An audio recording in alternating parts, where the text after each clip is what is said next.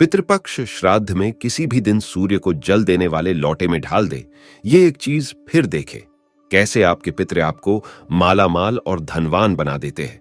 दोस्तों, इस उपाय से आपके सभी पितृदोष दूर हो जाएंगे और इससे आपके पितरों को मुक्ति मिल जाएगी।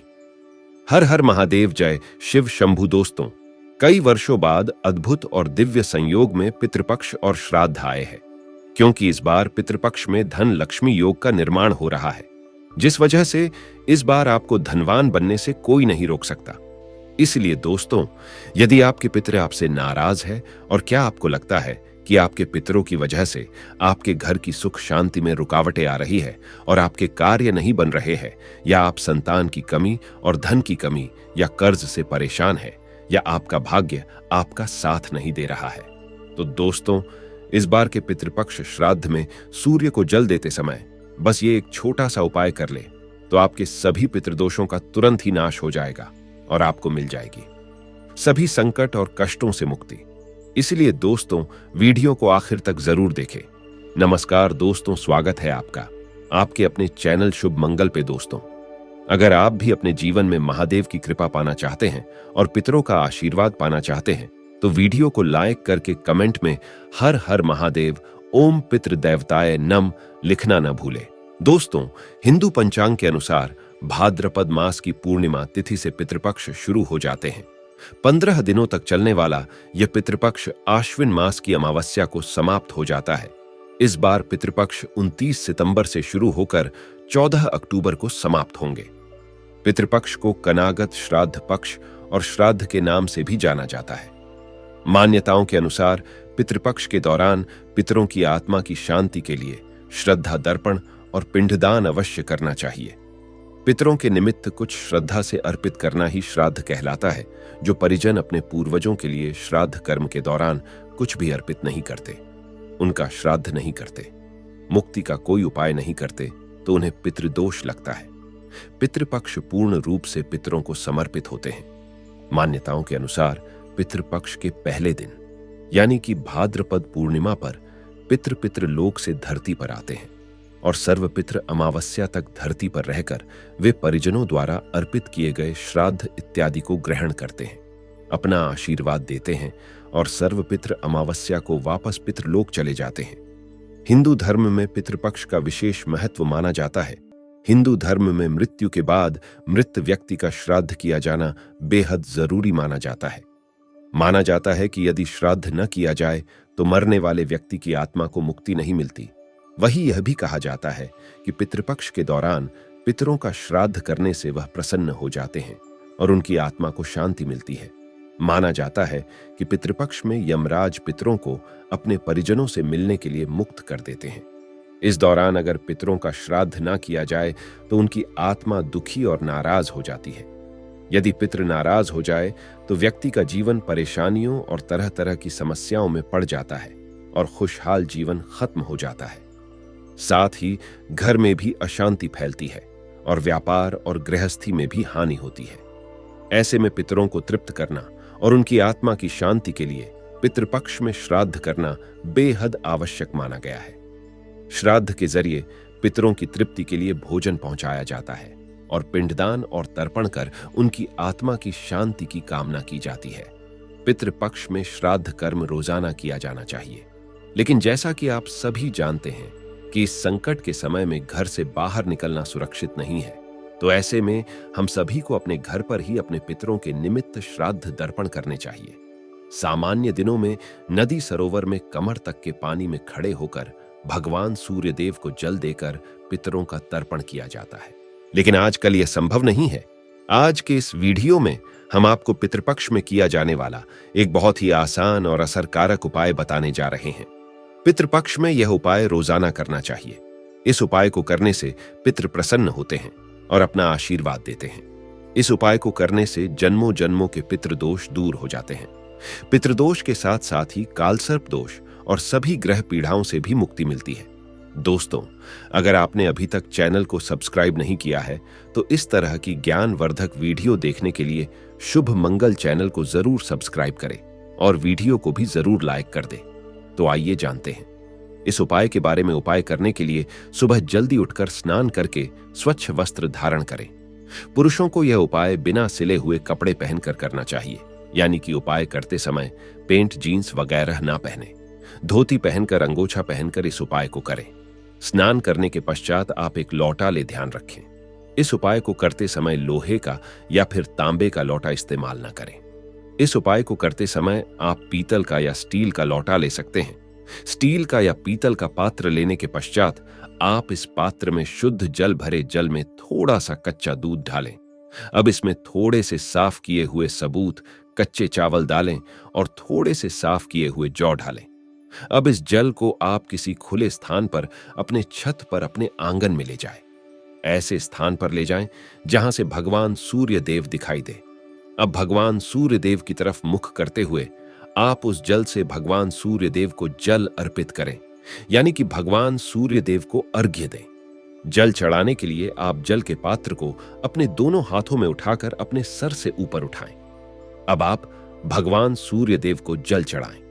भगवान सूर्य देव को आपको 3 बार में जल चढ़ाना है, यानी कि थोड़ा सा जल चढ़ाएं, फिर 1-2 सेकंड के लिए रुके, दूसरी बार जल चढ़ाएं, फिर 1-2 सेकंड के लिए रुके, फिर तीसरी बार में आप पूरा जल चढ़ा दें।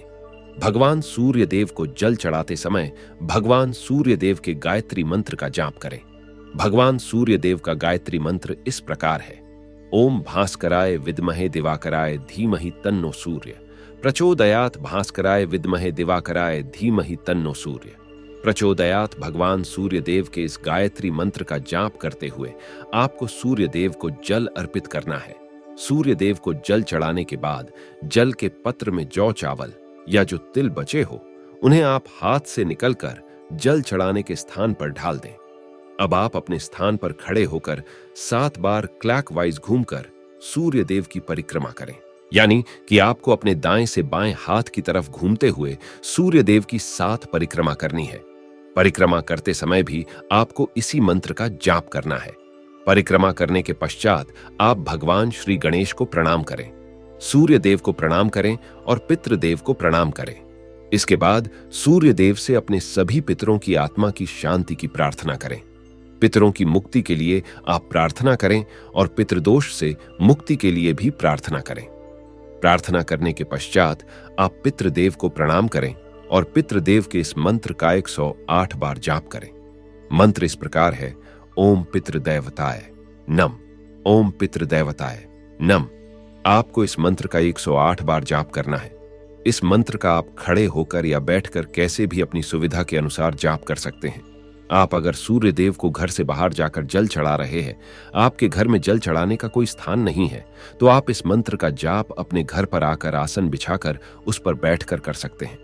मंत्र का जाप करने के पश्चात पितृदेव को प्रणाम करें और पितृदोष से मुक्ति की प्रार्थना करें। जाने अनजाने में की गई अपनी सभी गलतियों की क्षमा प्रार्थना करें। परिवार की खुशहाली की प्रार्थना करें। दोस्तों, शास्त्रों में बताया गया पितृदोष से मुक्ति पाने का यह बहुत ही अचूक उपाय है। सदियों से यह उपाय हमारे पूर्वज भी करते चले आ रहे हैं। भगवान श्री राम ने भी पिता दशरथ जी की आत्मा की शांति के लिए भगवान सूर्य नारायण का इसी प्रकार से पूजन किया था। पितृपक्ष के दौरान इस प्रकार सूर्य देव का पूजन करने से पितरों की आत्मा को शांति मिलती है, पितरों की आत्मा को मुक्ति मिलती है और जन्मों जन्मों के पितृदोष दूर हो जाते हैं।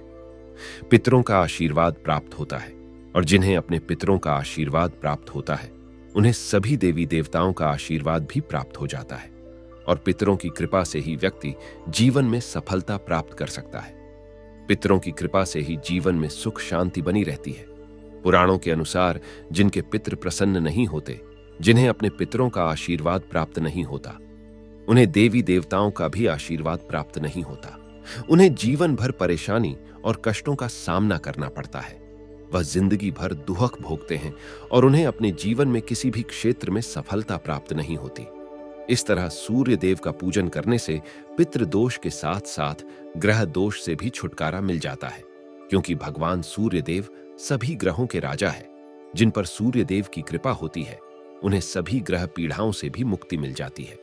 सूर्य देव की कृपा से ही व्यक्ति को जीवन में उच्च पद और मान सम्मान की प्राप्ति होती है। दोस्तों, सूर्य देव का पूजन करते समय आप इस बात का विशेष ध्यान रखें कि सूर्य देव को आप जिस जगह पर जल चढ़ाएं वह जगह साफ होनी चाहिए। गंदी जगह पर आप सूर्य देव को जल अर्पित ना करें। इसके साथ ही अगर आप घर से बाहर भी जाएं तब भी सूर्य देव को जल चढ़ाते समय चप्पल जूते उतारकर ही सूर्य देव को जल अर्पित करें। अगर आपके घर में कोई ऐसा स्थान नहीं है जहां पर सूर्य देव को जल अर्पित कर सकें तो आप एक खाली पात्र ले लें और सूर्य देव को उसमें जल अर्पित करें, यानी कि सूर्य देव को जल चढ़ाएं। वह सारा जल उस पात्र में इकट्ठा हो जाए। जल चढ़ाने के पश्चात आप उस पात्र के जल को किसी साफ स्थान पर लगे हुए पेड़ पौधे की जड़ में ढाल दें। सूर्य देव को चढ़ाए हुए जल पर आप भूल कर भी पैर ना रखें, लेकिन जल चढ़ाते समय अगर छींटे पैर पर उड़कर आ जाते हैं तो उससे कोई दोष नहीं लगता है। दोस्तों, पितरों के निमित्त सूर्य देव को जो जल चढ़ाया जाता है, यह जरूरी नहीं है कि वह जल आप सूर्योदय के समय ही चढ़ाए। अगर आप सूर्य देव को इस तरह जल दोपहर 12 बजे से 1 बजे के बीच में चढ़ाएंगे तो अति उत्तम रहेगा, क्योंकि इस समय पितृ अपने परिजनों द्वारा श्राद्ध ग्रहण करने के लिए आते हैं। यह समय पितरों का समय होता है। दोस्तों, इस बात का विशेष ध्यान रखें कि आप सूर्य देव को जल अर्पित करने से पहले कुछ भी नहीं खाएं।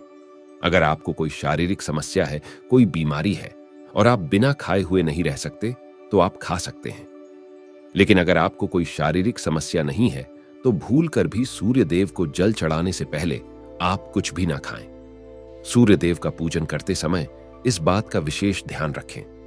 दोस्तों, यदि आपका सूर्य ग्रह कमजोर है तो आपको आगे बताए गए उपाय जरूर करने चाहिए।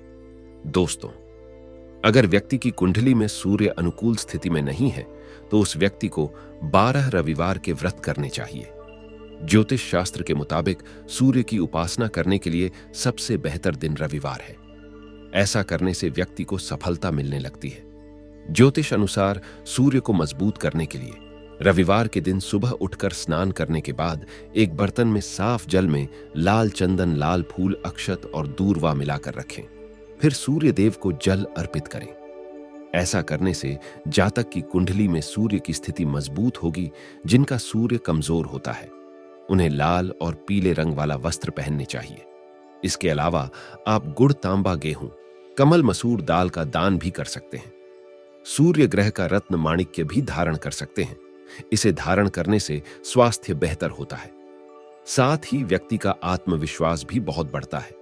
माणिक्य धारण करने से पहले किसी अच्छे से ज्योतिष से सलाह जरूर लें। सूर्य देव को प्रसन्न करने के लिए आप आदित्य हृदय स्तोत्र का पाठ भी कर सकते हैं। इसके अलावा इस दिन गायत्री मंत्र का जप करना भी लाभकारी रहती है। सूर्य देव को प्रसन्न करने का सबसे सरल उपाय यह है कि आप प्रतिदिन अपनी माता के चरण स्पर्श करें और उनका आशीर्वाद लें। उनका आज्ञा का पालन भी करें। साथ ही गौ सेवा करने से भी सूर्य देव प्रसन्न होते हैं। शास्त्रों के अनुसार रविवार के दिन नमक का सेवन नहीं करना चाहिए। इस दिन आप दलिया दूध, दही, चीनी, गेहूं की रोटी का सेवन कर सकते हैं। तो दोस्तों, आशा करते हैं पितृपक्ष से जुड़ी ये सभी जानकारी आपको पसंद आई होगी। अगर आपको वीडियो अच्छा लगा हो तो वीडियो को लाइक जरूर करें और चैनल को सब्सक्राइब करना ना भूलें। हर हर महादेव, जय शिव शंभू।